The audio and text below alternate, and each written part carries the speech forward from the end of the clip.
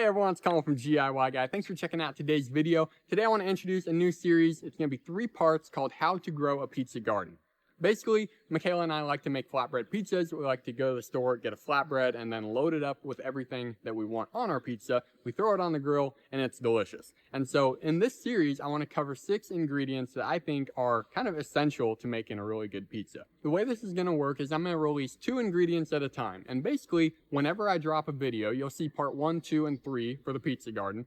Whenever I drop a video, that's when you should be planting each of these ingredients. For example, today's video is on garlic and onions. So when you see this video, go to the store, go to the farmer's market, anywhere you get seeds from or bulbs. You can go under your bed in your attic, wherever you keep this probably massive tote full of seeds that you've accumulated over the years, and go ahead and plant garlic and onions. And over the course of the next year, the 6 ingredients we're going to grow are garlic, onions, and then we're going to do an herb video with basil and oregano and maybe rosemary and thyme. Not sure about that yet.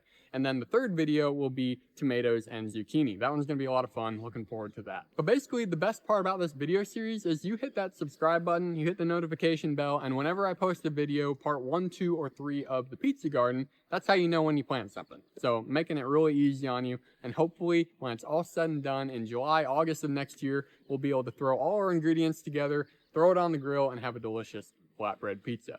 Now, with all the video series introduction out of the way, let's get to the meat of today's video, which is garlic and onions. Now, don't mind the Lowe's store-bought bulb, because we'll get to that in a minute. We've got a little explaining to do.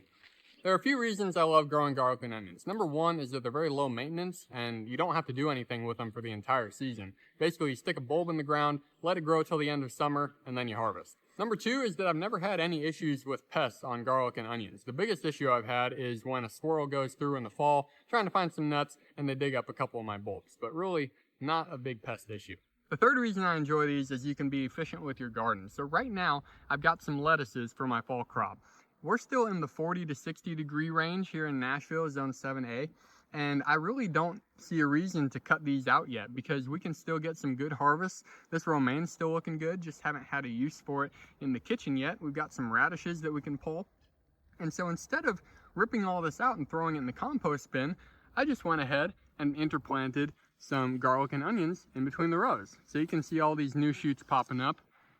And here's some onions over here. And they're just kind of growing in between all my radishes. So we've got a radish there. And then we've got an onion in here.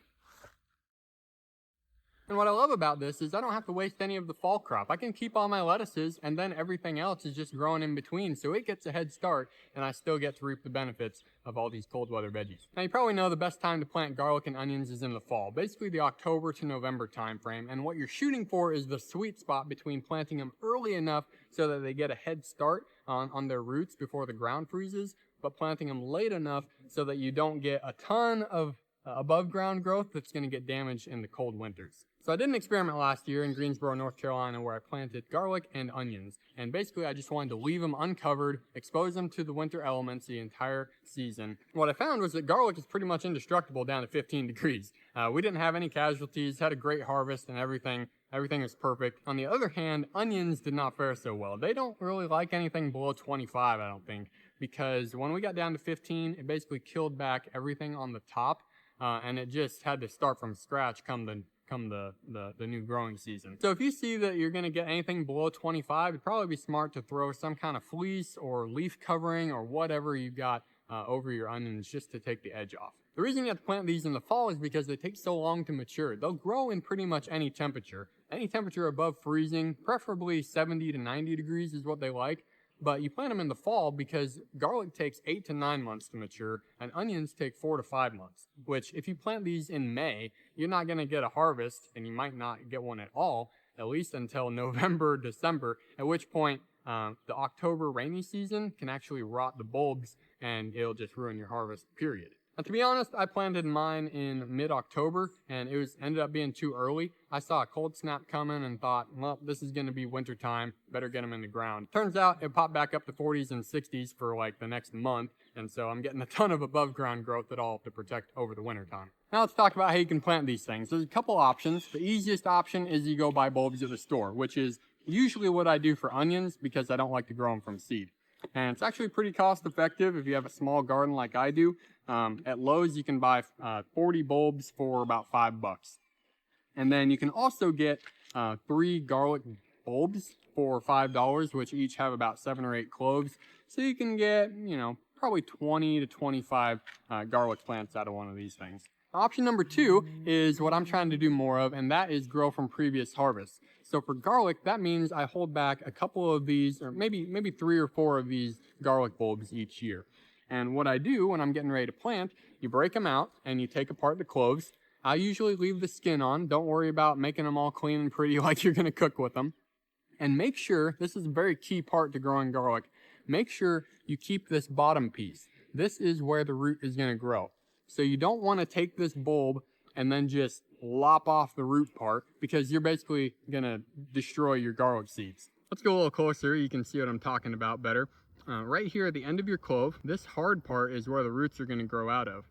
And I actually found this little piece here, right here on the end. Let's see if I can get an angle. You can see just a couple little hairs sticking up on it. I actually found this off to the side of my garden, and it's already started sprouting some roots. Now this is a very small clove, so you'll have a very small garlic plant, which probably won't give you a big bulb harvest. But this one, on the other hand, is hopefully going to give us a massive bulb, just like what I showed you earlier. And garlic is easy enough. You take each of these cloves, stick them in the dirt. I like to stick them far enough so that the top is about 1/2 inch covered with dirt. And then I space them about, you know, probably 3 or 4 inches apart. Space my rows 5 or 6 inches apart. Now onions are a little bit trickier because of the time involved. But the way you get onion seeds is you let your onion plant mature, and as it matures, it shoots up what's called a scape, which is like this kind of twisty, curvy shoot, and it's got a little kind of an off-white spear tip at the end of it, and that's like a flower bud. And so basically, you let this scape grow, you let the flower go to seed and everything, and you've got probably thousands of seeds per flower bud. And if you let the heads dry out, you'll actually get something like this. So this is probably, I don't know, 500 seeds in my hand, and this is like just from one flower head. This could grow me like 300 onions just from one onion I let go to seed. Like I said before, the more time-effective option is probably going to the store and getting a pack of bulbs. They just look like this. They're like little baby onions, and I'm pretty sure all they did was plant onion seeds, and then they just harvested these a lot earlier before they reached maturity. You plant onion bulbs just like you do garlic. I like to stick them in the ground so that there's about 1/2 inch to 1 inch of dirt over the top, and then in about a month, you'll start to see some green shoots like the ones I showed before pop out of the ground. Now, just for the sake of the video and my own curiosity, I'm going to dig up one of these garlics and one of the onion sprouts just to see what's going on under the ground. Wow. Just in 1 month's time, that is how much the roots have grown under the ground. That's insane. As I was digging it up, I heard some of the roots breaking, and I thought, wow, that's a lot deeper than I thought it would be. That is super cool. Try to shake off some of the dirt, but I'm actually going to put this back in the ground, so I don't want to irritate it too much. Now let's do an onion. We'll take one of the smaller ones because that bigger garlic had a lot more roots than I thought it would. We'll take this little guy right here. Try to get all the way around the roots. He's got a lot of roots too. Look at that guy. Yeah, here's a little before and after, just after a month and a half.